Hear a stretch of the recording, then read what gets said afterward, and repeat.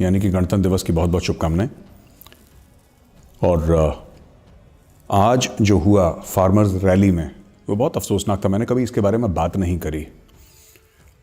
Farmer अच्छा कर रहे हैं, बुरा कर रहे हैं, ये हक उनका जो प्रोटेस्ट करने का है, जो एहतजाज करने का है या विरोध करने का है किसी कानून का, ये मैंने वैभव सिंह ने या डिफेंसिव ऑफेंस ने तो उनको दिया नहीं। तो कॉन्स्टिट्यूशन ऑफ इंडिया उनको हक देता है, उनका पूरा हक है। लेकिन एक फ़र्ज़ भी चीज़ होती है और मुझे लगता है कि ये फार्मर रैली जो आज हुई है, जिसमें ट्रैक्टर ये लाल किले के ऊपर घुसने की कोशिश करी, कुछ घुस भी गए और पुलिस के साथ मारपीट, बहुत बुरा सलूक करा, तो मेरा ऐसा मानना है कि now all bets are off. देखिए, कोई शहरी ये नहीं चाहता कि पुलिस के साथ ऐसा हो, और अगर हुआ है तो बहुत बुरा हुआ है। इनकी फ़ोटोज़, इनके वीडियोज़ अवेलेबल हैं। इनके खिलाफ सख्त से सख्त कार्रवाई होनी चाहिए। कोई डील नहीं होनी चाहिए, सरकार कोई डील करे कि अमन और शांति हो, पहली चीज़। दूसरी चीज़ यह है कि हमें एक बात समझनी चाहिए, अगर फार्मर्स का कोई दुख है तो सरकार के साथ बैठें, डील करें सरकार के साथ, बोलें कि साहब ये 3 कानून हैं और इसमें ज़रा लाइन बाय लाइन चलते हैं, जो भी आपकी दिक्कतें हैं हम सॉल्व कर देंगे, कहानी खत्म हो गई, अब अपने घर जाइए, हम अपने घर जाते हैं। लेकिन कुछ ऐसे एलिमेंट्स हैं जिन्होंने बोला नहीं साहब, अब तो तीनों के तीनों रूल वापस होंगे, कानून जो है वापस होंगे। तो ऐसा कभी नहीं होने वाला। आपको ट्रैक्टर चढ़ाना है लाल किले में, दोबारा चढ़ा दो, तिबारा चढ़ा दो, पूरे साल ट्रैक्टर चढ़ा के रखो, अभी नहीं होंगे वापस। उसका कारण है कि ये पूरा जो एक चीज़ है ना, अन्नदाता, ये बहुत ज़्यादा हो गया है। मुझे लगता है ये अन्नदाता वाला जो फॉर्मूला आप लोग चला रखे हैं, ये बहुत ज़्यादा हो गया है। एक लेवल पे ठीक है, बड़ी इज्जत करते हैं, जवान और किसान की इज्जत क्यों नहीं होती? बिल्कुल होती है। आप हमें खाना देते हैं, लेकिन आपको भी ये बात समझनी है कि जो उपद्रवी इसके बीच में आए, जिन्होंने खून खराबा करा, दिल्ली में तोड़ फोड़ करी, फिर ये कहना कि साहब वो हमारे कंट्रोल में नहीं थे, ये बाहर से कुछ एलिमेंट आ गए, ये बाहर से कुछ एलिमेंट आ गए, तो ये तो बहुत पहले से हम कह रहे थे इसके बीच में खालिस्तानी आ रखे हैं। ये बहुत पहले से बात हो रखी थी, इसमें प्रो पाकिस्तानी एलिमेंट्स आ रखे हैं। ये तो आपको पहले पता था, पर जब लोग ऐसा कहते थे तो आप मीडिया के ऊपर चढ़ दौड़ते थे। ये कहते थे साहब मीडिया झूठ बोल रहा है, कोई प्रो पाकिस्तानी एलिमेंट नहीं है, सब ठीक ठाक है, कोई दिक्कत नहीं है, ये सब किसान हैं इसमें।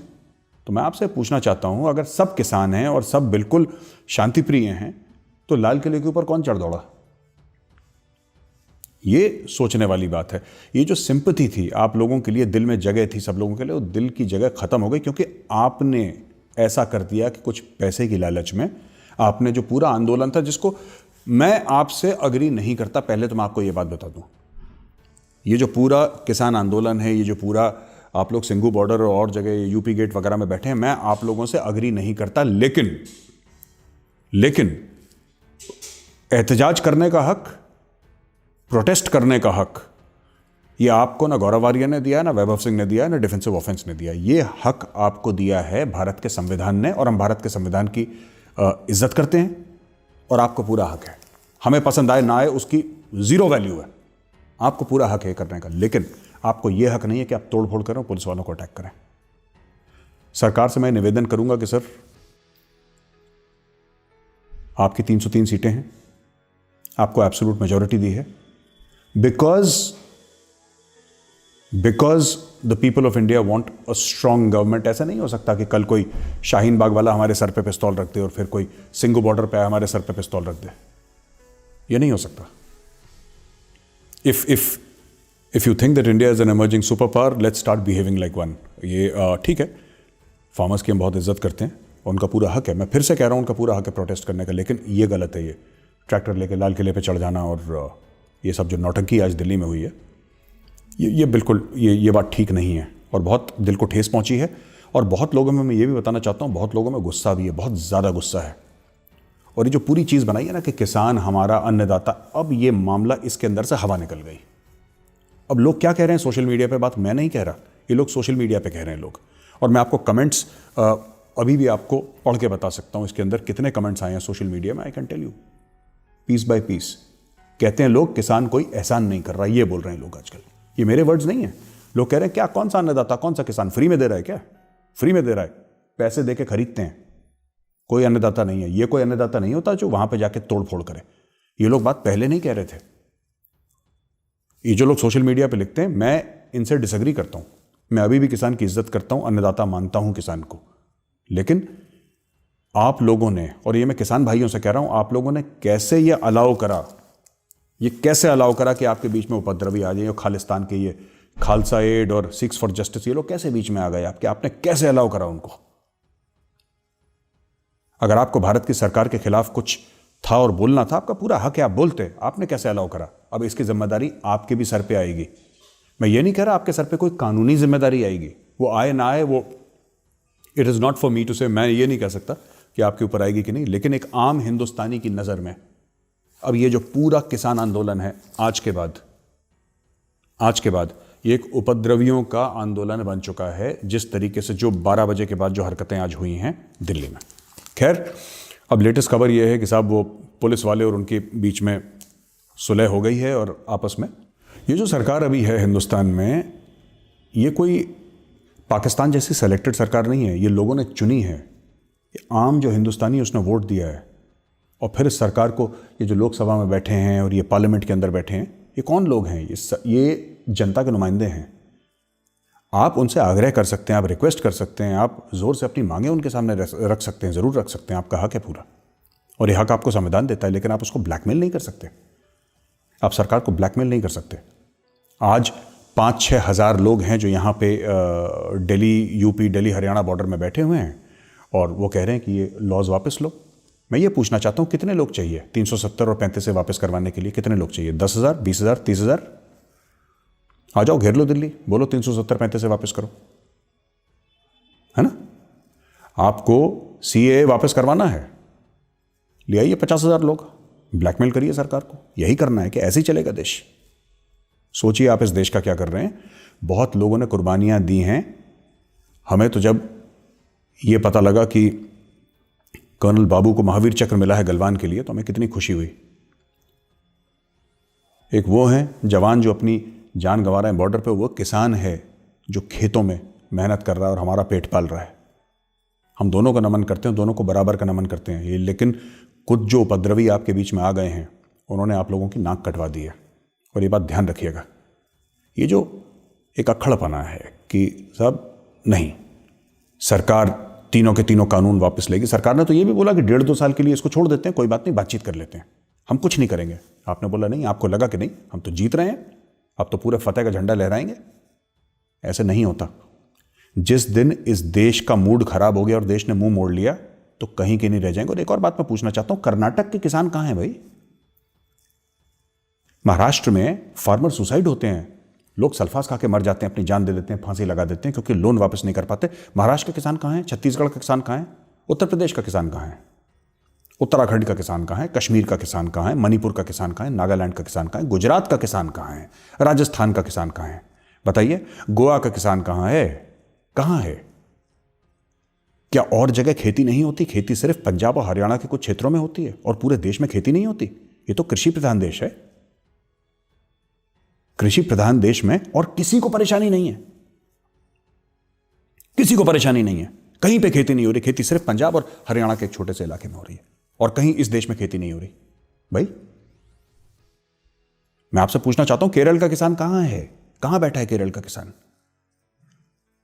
क्या केरला में कोई प्रोटेस्ट हो रहे हैं? कर्नाटक में हो रहे हैं, आंध्र प्रदेश में हो रहे हैं, तमिलनाडु में हो रहे हैं, तेलंगाना में हो रहे हैं, महाराष्ट्र में हो रहे हैं। भारत के कौन से राज्य में ये प्रोटेस्ट हो रहे हैं, आप ये बताइए। लोगों के दिमाग में ये सवाल हैं और आपसे सवाल पूछे जाएंगे। इनके जवाब देने के लिए तैयार रहिएगा। और इस बार ये मत कह दीजिएगा कि अगर तुमने सवाल पूछा तुम्हारे ऊपर ट्रैक्टर चढ़ा देंगे। ऐसा होता नहीं है। तो मैं सरकार से भी अपील करूंगा, प्रधानमंत्री जी से अपील करूंगा कि सर, लोगों ने चुना है एक स्ट्रांग लीडरशिप। ठीक है सर, सबको हक है। और फार्मर्स जो बैठे हैं सिंगू बॉर्डर पे, ठीक है, हम लोगों को इनकन्वीनियंस हुआ है, हमें दिक्कतें हुई हैं, लेकिन कोई बात नहीं, भाई हमारे, उनका पूरा हक है सर प्रोटेस्ट करने का। लेकिन ये दिल्ली के ऊपर ट्रैक्टर चढ़ाना, ये सब सर, ये we expect very very strict action. ये आप इसको ये पाकिस्तान का ट्रेलर हम लोगों को दोबारा ना देखने को मिले, ये मैं आपसे विनती करता हूँ।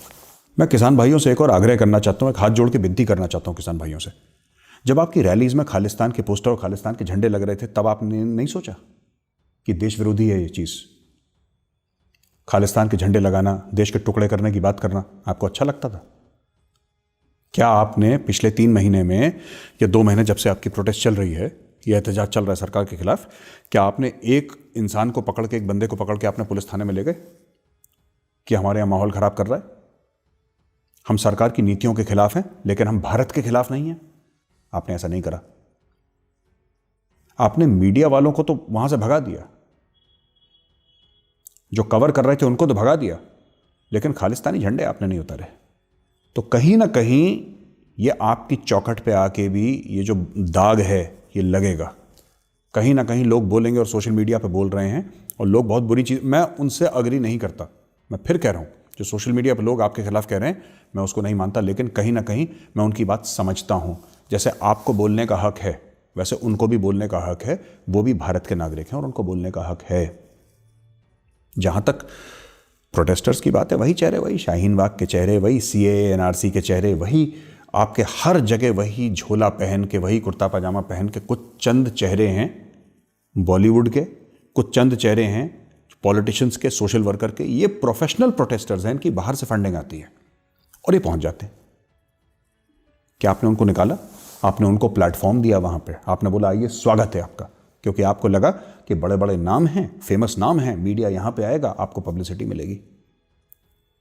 लाल किले जहां से प्रधानमंत्री हर 15 अगस्त को स्पीच देते हैं, लाल किले के अंदर ट्रैक्टर घुसा दिया लोगों ने। फिर आप बोलेंगे साहब वो तो हमारे में से नहीं थे। आपके में से नहीं थे तो कौन थे वो? ट्रैक्टर लेकर आए थे, आपके में से नहीं थे।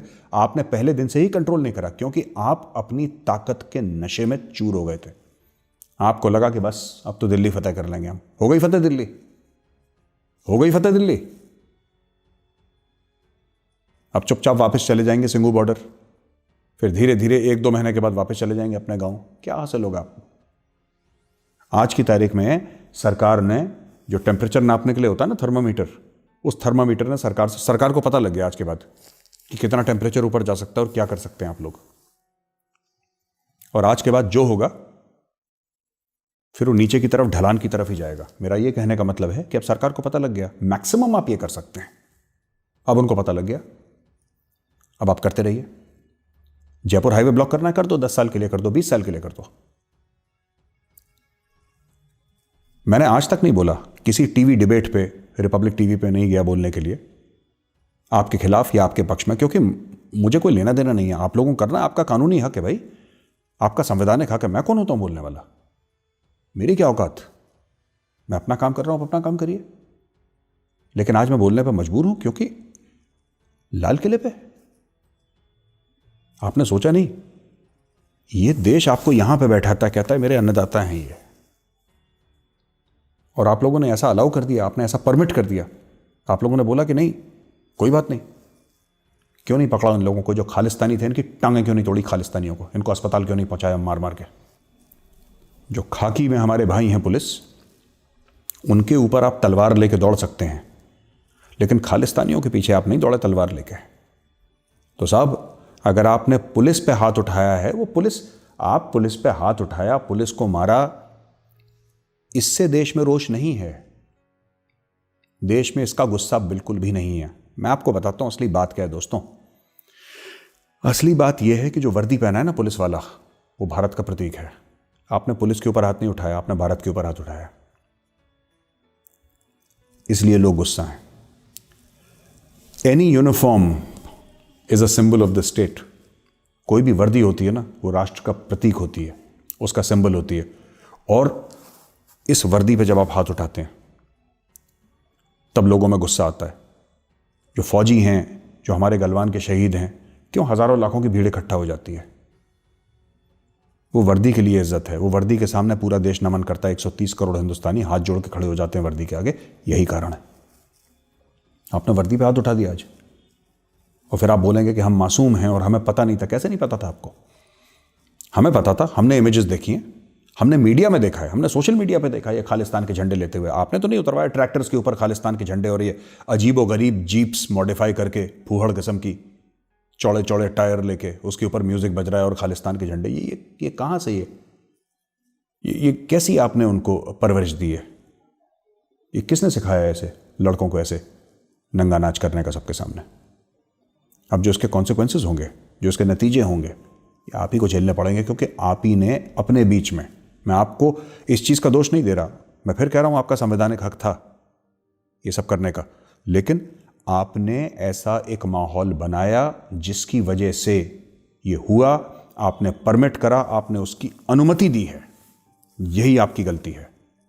आपने उसकी अनुमति दी, आपके सामने भिंडरावाले के पोस्टर लगे, आपने पोस्टर नहीं फाड़े। आपके सामने खालिस्तान के, सो कॉल्ड खालिस्तान का कोई झंडा नहीं है, वैसे कोई फॉर्मल झंडा नहीं है, सब बकवास करते हैं। ये लंदन में 15 टैक्सी ड्राइवर्स मिलकर खालिस्तान का मूवमेंट चला रहे हैं, कनाडा में 7-11 में जो काम करते हैं वो 10 कोई एयरपोर्ट में काम कर रहे हैं, ये सब ऐसे ही लोग हैं, 4-5 ग्रुप हैं इनके, जिनको पाकिस्तान पैसे देता है और ये बड़े खुश हो जाते हैं।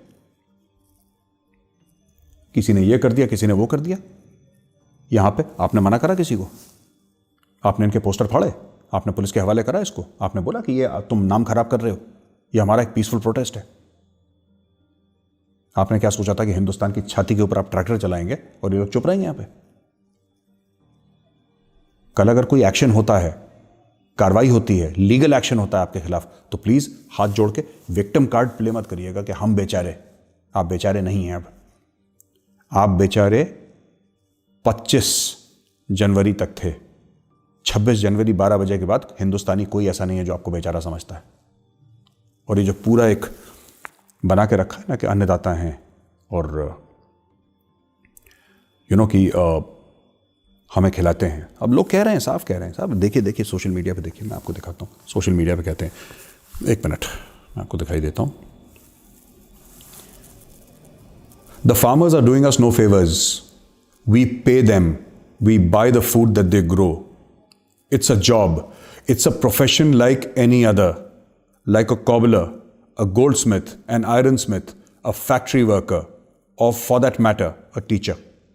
ये एक कमेंट है।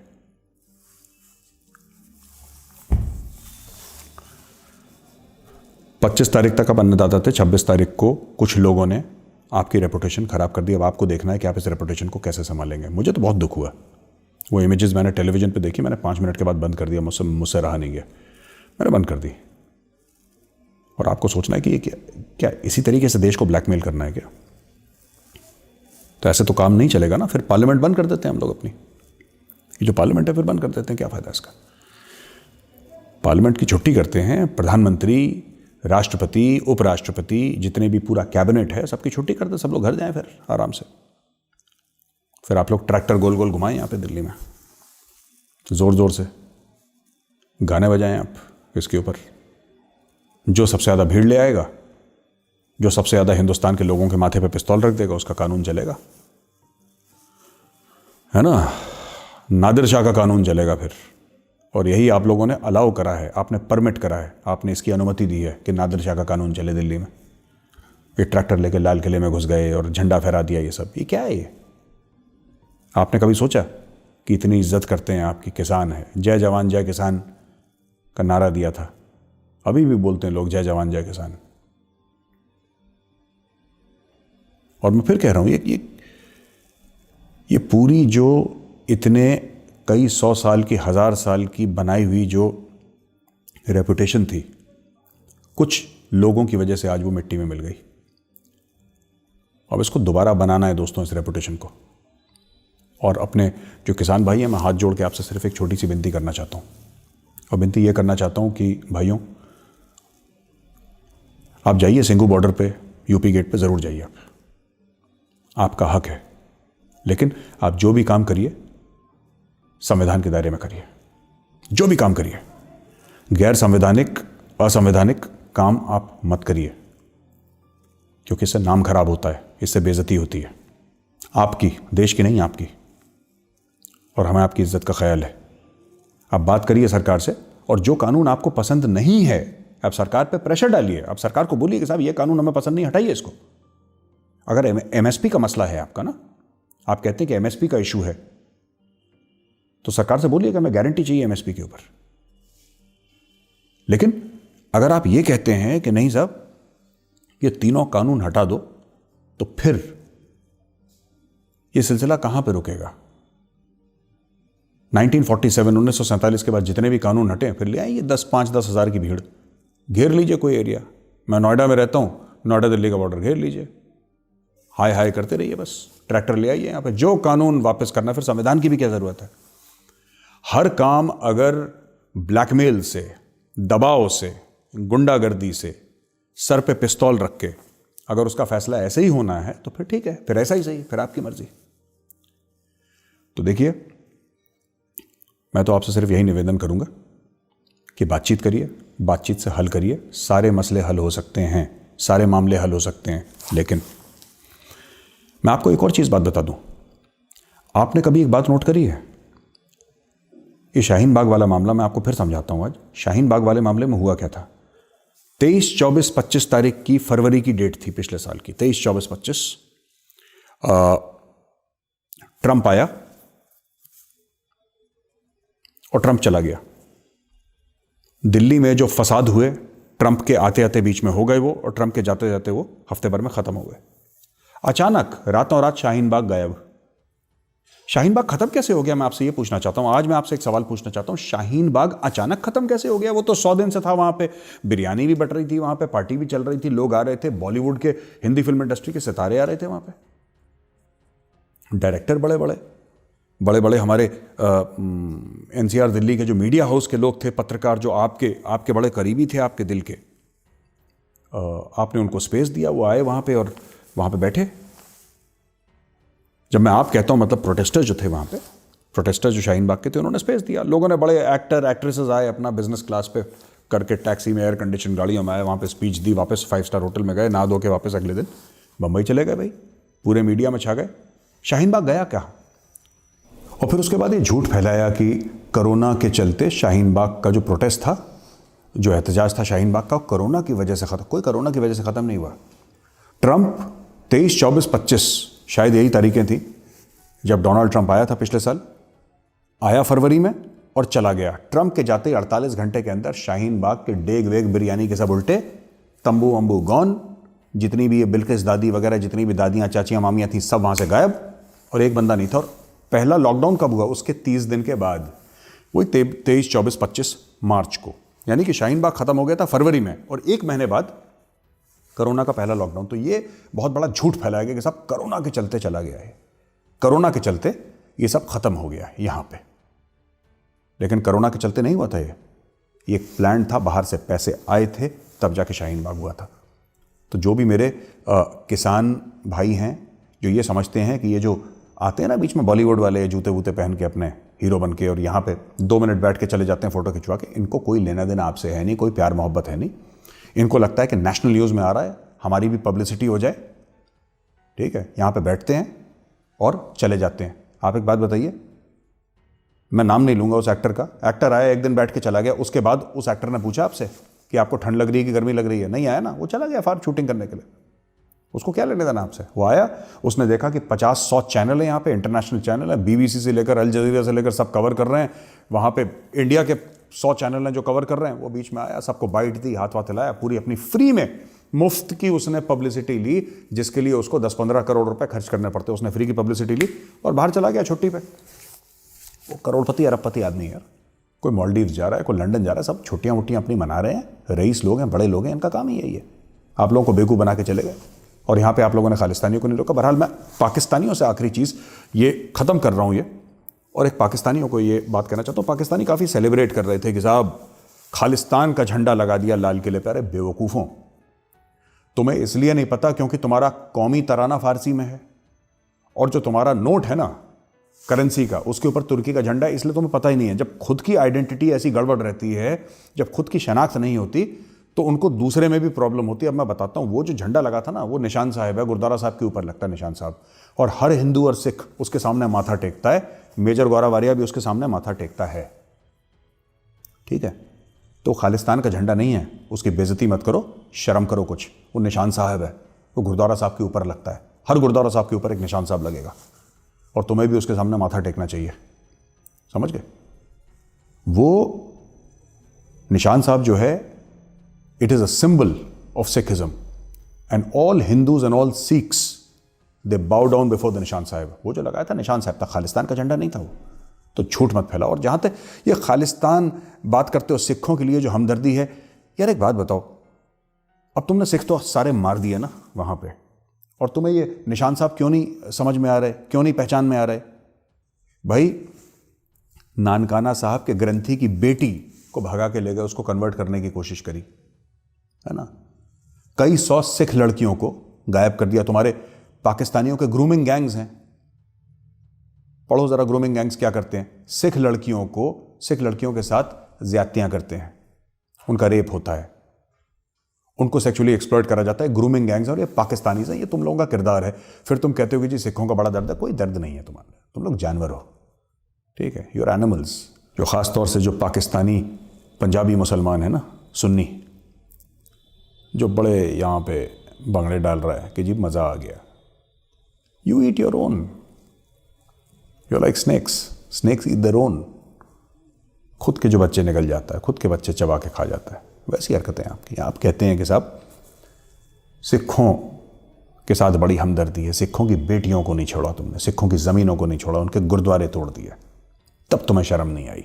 गुरुद्वारे तोड़ के प्लाजे बनाए उनके ऊपर, फिर बड़े सिखों की हिमायत बनते हो। कुछ तो शर्म करो। इसीलिए एयरपोर्ट्स पे तुम्हारे ऊपर और तुम्हारे वज़ीर आज़म के ऊपर कुत्ते छोड़े जाते हैं, उनकी पतलूनें उतारी जाती हैं। इसीलिए तुम्हारी कौम जो है जलील ख़ार होती है हर मोड़ पे। अब एक और वीडियो निकालेंगे हम, जिसमें पूरी पाकिस्तान की पतलून मैं उतारूंगा, एक एक पॉइंट देके और प्रूफ देके, सबूत देके। बहुत तुमने खुशियां मना ली ना, लाल किले में ट्रैक्टर चला गया, बड़ा मज़ा आ रहा है जी। अभी रुक जाओ, तुम बहुत जल्दी इतना बुरा जलील होने वाले हो। और वो जो वीडियो है डिफेंसिव ऑफेंस का, मैं रिक्वेस्ट करूंगा जितने भी हमारे व्यूअर्स हैं, आप उसको सेव कर लीजिएगा, क्योंकि ये वीडियो आपको बार बार देखने को आपको मज़ा आएगा। ये वीडियो बहुत जल्दी आ रहा है और हम बताएंगे किस तरीके से पाकिस्तान ने खुद को बेच दिया और किस तरीके से पाकिस्तान चीन के सामने लेट गया। हम आपको प्रूफ देंगे, हम आपको फोटोग्राफ्स दिखाएंगे, हम आपको डॉक्यूमेंट दिखाएंगे, एक एक चीज़ न्यूज़पेपर की क्लिपिंग दिखा के फिर हम बताएंगे। आप कहते हैं ना भिखारी मुल्क है, नहीं, हम आपको सबूत देंगे कि क्यों भिखारी मुल्क है। जय हिंद।